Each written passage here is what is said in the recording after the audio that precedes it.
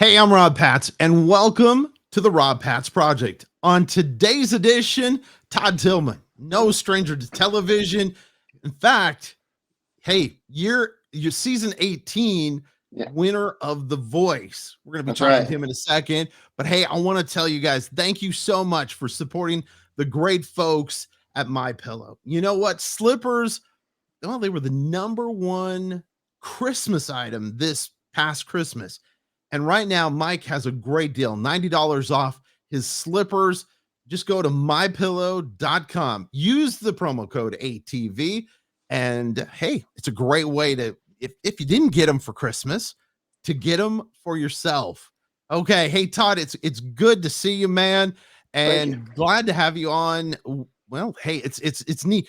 Tell us a little bit. Of course, season 18, you were the winner, but I want to go back prior to that. Kind of give us an idea of the thought process you went through to get to even The Voice. Okay. Yeah, the best I can tell is a ways before The Voice. I mean, when I say a ways, I mean at least a year before I even considered auditioning. I was I kind of joke. I cut up with people and tell people I was having a midlife crisis. Maybe I was. I don't. Maybe that's really what was happening. I don't know. I was about 39, 40 at the time. So people are like, that's not midlife. But I mean, I think the male age expectancy is like 70 something. So Yep, that's it. so I was kind of struggling inwardly. I think everybody. Well, I mean, every adult who's well into adulthood, I think would say there's been some time or other in their life where you kind of just, it's hard to explain, but there's this really tangible sense that something has to change. Things cannot stay like they are right now. And honestly, lots of people think I'm joking about this, but I really am not. I was about to get my real estate license. I was gonna give it a shot in real estate. I had some friends. I've got friends in real estate, and they were helping me get all the materials together to start studying the test. And a friend heard me sing online and sent the link to sign up to audition, like open call audition for The Voice, just kind of cattle call, stand in line, all day. So that was way in the spring of 2019, and so I filled that out. But you know, my wife this year for Christmas, speaking of Christmas gifts, got me a cap that says "I ain't no spring chicken." And I'm kind of an older guy in that field. I realize I'm not like a senior citizen, but in that field, I'm sort of an older guy, and so I I really thought, honestly, and when I say this, I want everyone who listens to this to understand that I'm not being pitiful. I'm not trying to be, woe is me kind of guy. God's good to me. I have a good life. But I just really felt like they wouldn't want someone like me. Like I'm an older guy. And so I really struggled a lot with that. But so that was in the spring. My audition wasn't until late summer. So I had decided, I really had fully and completely decided not to go. I was just like, I'm not going to waste my time. It's like 4 hours, 4.5 hours over there. Because I lived at the time in Meridian, Mississippi. The audition was in Atlanta. And so that's when my wife started, the deal. You were mentioning before we started recording that you're married and you have, and so my wife started reminding me of what we try to teach our kids about giving it a shot and going on adventures and taking risks. And I mean, it kind of got to me, so I actually was going to sort of go to prove her wrong. But I, you know, you know, See, this is what you did to me. See? yeah, I was going but at least I could tell the kids, and when those times, because I haven't one fully. I mean, I've got two legally adult sons, but one's fully out of the house now, and you want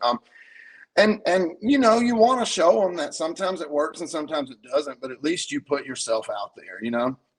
Well, I mean, so I did, and it just turned out. So tell me, because this is a big deal. And now my problem is I've never really watched the show. I've seen Yeah. bits and pieces, but it's a big deal to have all four chairs turn around, isn't it? Yeah. Yeah. I So mean, Like in your mind when that was happening, what were you thinking? I mean, how were you able to still concentrate on the song as you're watching these chairs turn and going, "Oh my." Uh, honestly, I wasn't. Luckily for me, and really everyone, every other artist on the show. Luckily for us, we work so very hard on that blind audition that it almost becomes muscle memory. You know, just singing the words and um, uh, because I even had this plan how this is how I'm going to sing the song and where I'm going to go on the stage. It was, you know, in my mind, it was sort of a production. But when the chairs started turning, I just lost. I got so excited, I lost all of that. And then I remember, you know, lots of people on the show, they're great. Let me just say, I could never say enough about how good they were to me during my time on the show. They were all really great to me. And they tell you, you know, just be prepared. It's going to kind of probably be a blur. You know, you're not going to remember. Uh, I remember it all. I remember it vividly. And so by the time John Legend turned, I remember thinking to myself, Todd, all four of these coaches have turned for you. And that is such a big deal. And it was just, I was really just overwhelmed. You can even watch my blind audition and sort of tell I was just overwhelmed, you know? I think it's cool. So take us through that process of you went there, you did that, and then you come out the other side of that process, and of course winning. Tell us about the final song. How did you pick the final song to sing that night, or was it picked for you, or how did that work? That was a collaborative effort between me and Blake Shelton. I what the way we sort of ended up coming to that decision is I had already been all the way through the season, and I mean I had made it to the finale, and everyone, you know, I wasn't really bashful about who I am or what my story is or what kind of guy I am, you know, and so it wasn't news to me. I'd been thinking about it a lot, but apparently it just sort of occurred to Blake that I hadn't really been able to share my faith, you know, on the show, and so ultimately, we landed on, you know, there's a lot of red tape and you got to have songs that are cleared and all the things and permission and all the stuff. So ultimately, we landed on I Can Only Imagine for the finale. And that's kind of how we came to that. And so now, of course, I want to talk about where we're going now, and I wanted to lay that out because there are people out there, and Todd, I want you to encourage them. There are probably guys like you and I that are in that age range where, man, life is changing in front of us, and we feel that we're not changing. So encourage them. Just take a quick minute. Encourage people out there to follow their dreams like you did. Yeah, listen, I can tell you now, there has and I'm not a huge risk taker. My wife will tell you that. I would say there's maybe three or four really big things in our life as a married couple. We celebrated 24 years in this past November, and in that time, now I'm going to be honest with you, she is the gas and I'm the brakes. Like she's the push and I'm the hang on. Let's see how this is going to be. But in that time, I would say three or four times I've been the one. And I want to be honest, it hasn't worked out every time like I thought it would, but I never regretted putting myself out there, never regretted taking a shot. Because, you know, I don't mean to be cliche and corny and cheesy, but you really do miss 100% of the shots you don't take, you know? And Yes. so I really feel like it now doesn't have to be that it's really been a theme of mine since I left the show. You could probably ask anybody that's been to anything, a church service or a concert or a show or whatever, that I usually, maybe not every time, but usually I try to encourage them that, you know, mine might have been like on national TV, but it doesn't make it more important than whatever God's got for you, you know? And Yeah. so I'm telling you, listen, I think I was just talking to my pastor Sunday. I'm rarely home on Sundays, but I was home this past Sunday, and I was talking about getting older and all the things. And I believe he said, "Well, you remember, yeah, you know, Caleb asked for the mountain when he was like 80." So hey, you know, I want to encourage, because here's the thing: if you keep working toward a dream, I've never in my life, or a vision even, like now, what I do now, I don't want to say it's not a dream, but I consider it more of a vision than a dream, you know? Uh, but you keep working toward that. There's just no way scripturally or testimonially in my life that God's not going to honor that. He always does. He'll honor it sometimes different than you thought, but I promise you'll see fruit from it. I was talking with somebody recently. We were talking about life and you know how God, if you follow what he has for you, his calling for you, sometimes it's not easy, but he's never going to leave you. Right. And the plan may not be the way you think things are going to turn out. Right. But it's, if you stay in your calling, you're going to be okay. God is going to take care of you. And 100%. Yeah. yeah. Hey, I want to talk about music a little Okay. bit more because you've got a new song coming out. Mhm. And I want to talk about that. Tell us about the song. Okay. So, I mean, on the surface, because you know how music is, especially when you're like the artist, there's like so many layers to what you're doing. On the surface, it's really just a biblical truth that this life is not all there is. One of these days, we have a promise from the scripture. It might not be our favorite Bible promise, but we all have a promise that our hearts are going to stop beating and we're this life will end. But that's not the end, and so that's what the song is about. But aside from that, it's it's a jam. It really is like it's weird. I was on another interview and they said I've never heard those two words used together. When I said it's really like a rock swampy song, but it's a gospel song.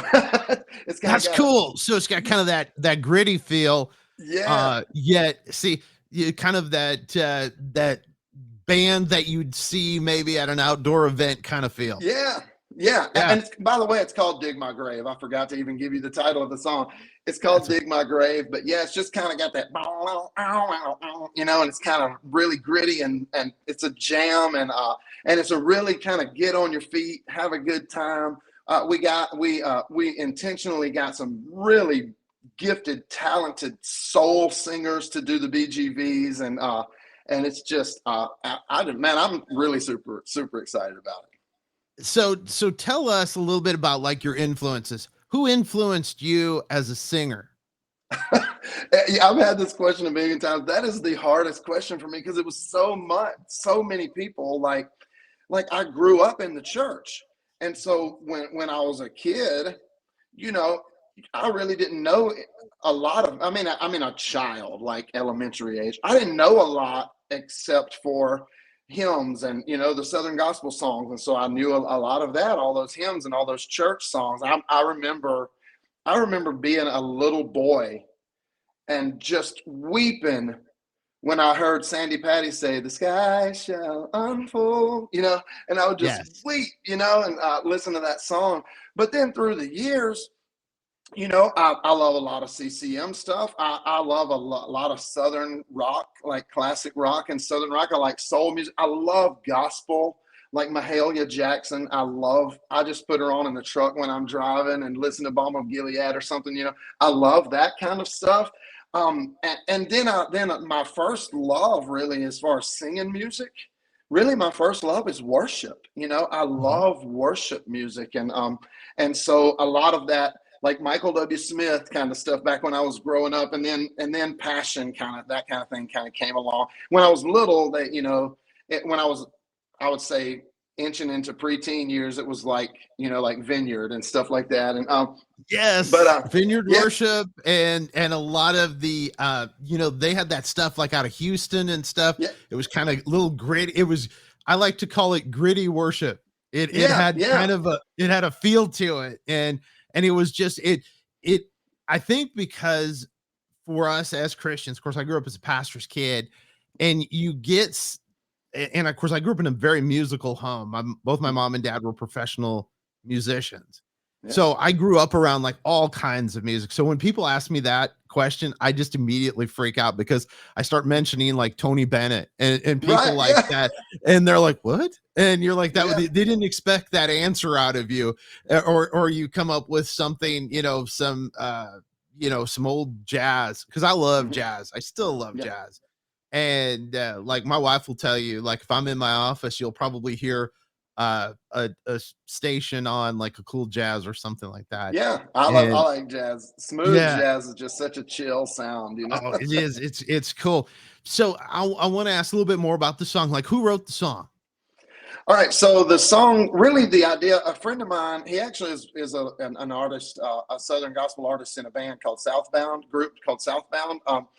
Clint Brown, he's a friend of mine. We both have the same manager, and so he sent me a voice text one day and said, "Hey, what do you think about this for a song?" And the melody that he sang me was kind of similar to where we ended up landing, but not the same exactly. So he sent me that, and I was like, "Yeah, man, I feel like that could be like a jam, you know." And so he and I wrote it together along with a friend that I've known for years, been friends with for years, named Sam Nobles. He's a pastor in San Antonio, Texas, and he just, you know how God just sets things up. He just happened to be at my house when we were sort of finishing up writing the song, and so me and him sat around the kitchen table, me and Sam, and finished the song. You know, so Clint Brown, me, Sam Nobles. Okay, so for all of us that are not songwriters, tell us the process. Like when you start writing a song like this song, how long did it take you from start to finish? For us novices Oh, that are on the outside looking in.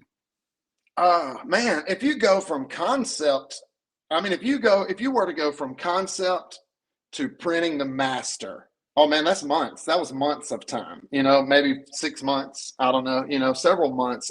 But depending on what's going on, like this song, as far as writing it, because Clint had the idea, he had sort of part of the verse, and then we didn't have another verse. And then Sam came into town, and I would say that one took us maybe a month, but didn't take a month to write. If you just put it all Right. together, that song, you put it all together, maybe 3 or 4 hours. See, isn't that Um, cool? yeah, yeah. If you just were to push it all together, most of the time, you know, you sort of 9 times out of 10 for me. Now, I always hate to talk about the process because with creatives, the process is so different for everyone, you know. But for me, there's either one or two things happen.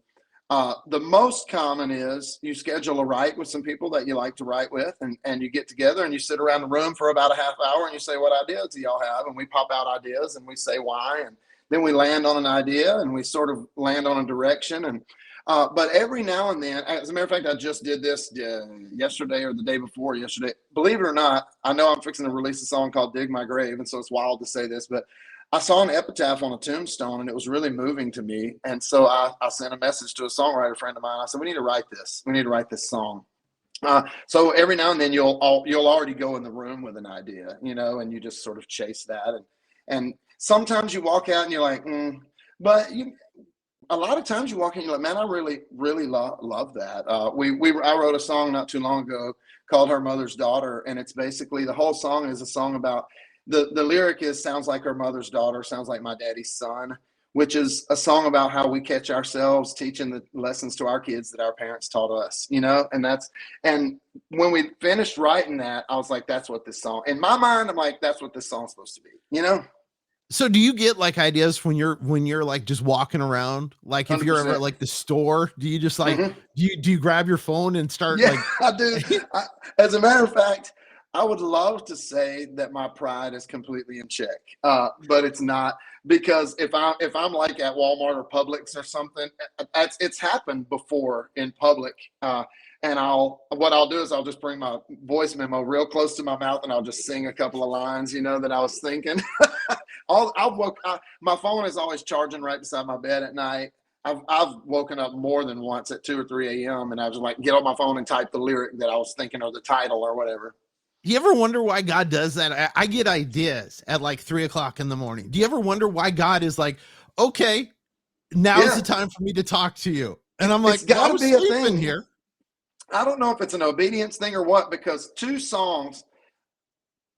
sorry, three songs. One song is called Sandcastles, one song is called Quiet House, and one song is called We Wrote a Story.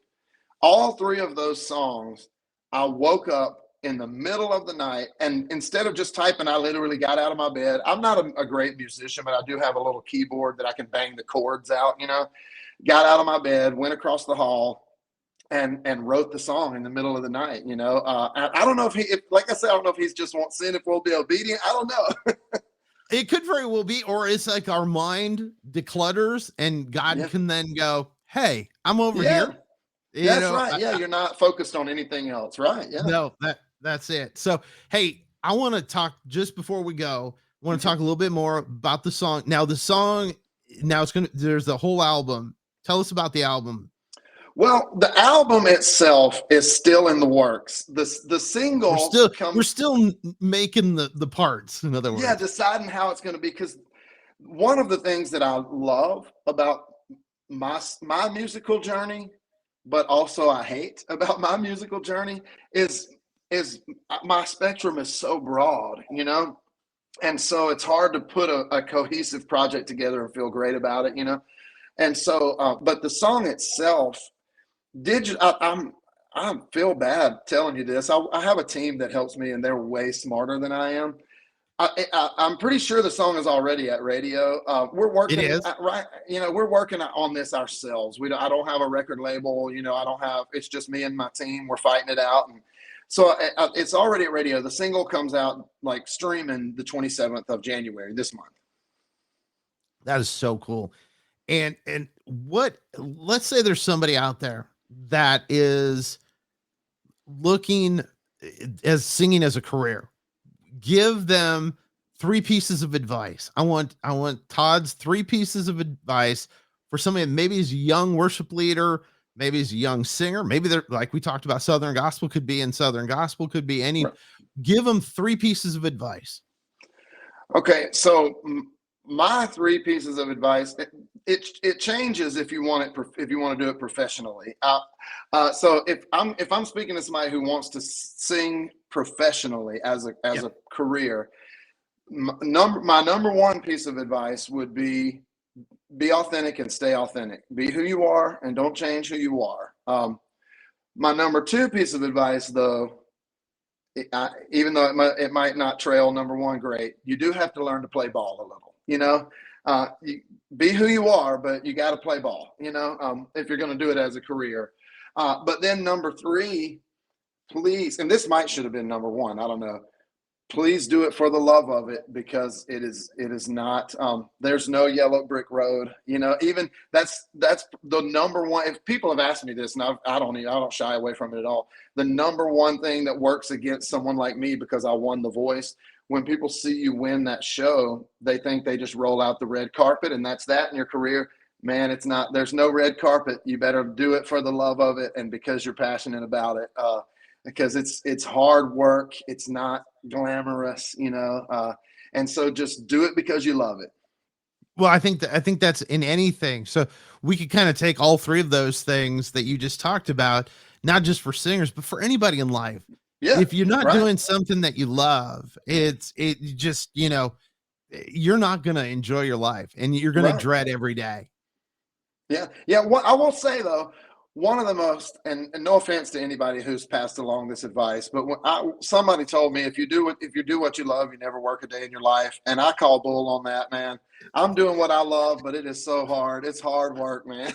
I'm doing what I love, but I'm working 18 hours. I've yet to It figure is out how work. that was. Yeah, I'm sorry. I'm going to have to call them out on that. Yeah, it's like, my wife was talking about that. She said, it's really neat, all these things you're doing, but I never see you. And I'm like, well, yeah, but this is my passion. And Right, she's like, right. yeah, but so it's you have to learn that balance. Balance, How, yeah. so we're going to close it out here, but I want to ask, because you have all these things that are going on in your life. Of course, the new song coming out and singing and I'm sure doing a lot of stuff. How do you find that balance in your marriage so that you still have Oh, time? it's 100% intentionality. I For several reasons. Number one, I always told people in pastoral ministry, because I was in traditional pastoral ministry for a long time, and I'm not, that time in my life might not be over. Who knows what God's got coming next? But I always said, as a pastor, to me, I don't want to say like number one with a bullet, but to me, a pastor really is just a Christ-centered diplomat. You're Exactly. like you're Christ-centered, and there's all this diplomacy, but it's intentionality. And so when I was saying that, I'm so diplomatic, it's hard for me to say no. So what I have to do is I have to be intentional, and even some of the times, like if my manager were in the room with me right now, he's actually right up the hall. So, but if he were in the room with me right now, he would agree. There have been times where people wanted me to do things, and he even thought it was a good idea, but I said no because I'm gone all the time, and so I have to be very intentional. And then when I get home, I have to strike this balance because when I get home, I've been on the road. I want to sit on the recliner and let the babies crawl up in my lap and, watch TV. She wants me to take her out to dinner, because she's been cooped up in the house. And so Yep. we really do have to be very, very intentional about what we do. And she and I are, one thing that I can say is, we've annoyed each other a lot through the years and had all the problems, but I am still very passionately in love with my wife. And so we do make time for one another. So when you go out for date night, your favorite restaurant to take her to? Oh man, it changes. Okay. Right now, there's a restaurant called Taste of India because we're on an Indian food kick. But if we go most of the time, because where we live, it's very small, like where we actually reside. So most of the time we have to drive over to a little bit bigger town. And if we want to go out like to a steakhouse, we'll go to like Chop House or something like that. But right now, yeah, I love Chop House. But right now, she and I both are on a big Indian kick. So the last several dates we've been on, we went out for Indian. Don't see, that's cool. Hey, give your website so everybody can get in touch with you. Sure. Yeah. The best way to do it is go to toddtofficial.com. I mean, I'm on Facebook, I'm on Instagram, I'm on Twitter, all that stuff, but toddtofficial.com. It's wild. I was going to go toddtilghman.com, but believe it or not, even though I have the wild GH right in the middle of my last name, which is insanely odd, there's already a toddtilghman.com. I think it's a realtor, believe it or not. It's a realtor. Yeah. It is. It's real. So if you need a house, go to him. No, but anyway, but no, I think that's super cool. And we appreciate you. So I was going to ask you actually about that whole Tillman thing with the extra letters in there. I didn't know if you were like buying, letters. Yeah. I don't know. To this day, everybody's like, "What's that?" I'm like, "I don't know. You have to ask my ancestors when we get to heaven. I don't know." Well, listen, Todd, it has been awesome to be with you here on the Rob Patz Project. Appreciate you, buddy. Looking forward to the new song. Also, we want to plug the magazine that I own, SGN Scoops Magazine. Todd's going to be on the cover for the February edition. So check that out at sgnscoops.com. Hey, listen, and we always want to say this when we close out the show. If you have a need, a prayer request, please go to our website, abundanttv.com. There's a tab. We would love to pray with you. Hey, Todd, appreciate you so much, my friend. Thank you. Thank you so much.